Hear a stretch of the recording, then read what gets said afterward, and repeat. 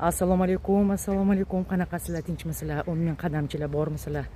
Biz esa har doimgidek 10 ming qadamga chiqdik. Naryoqda ko'rayotgan bo'lsalaringiz, yosh katta onaxonlar kelyapti fizioterapiyaga. Biz esa 10 ming qadam qilamiz. Ular adiblar bog'ida o'zini fizioterapiyasini qiladi. Bu go'zallikni qaranglar. Quyosh chiqyapti, baraka topkurlar. Qarang qanaqa go'zallik.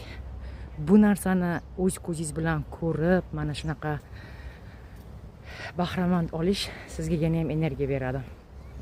Shuning uchun stabilni chiqishga harakat qilinglar. Siz o'ylaysizki, menga yoqadimi?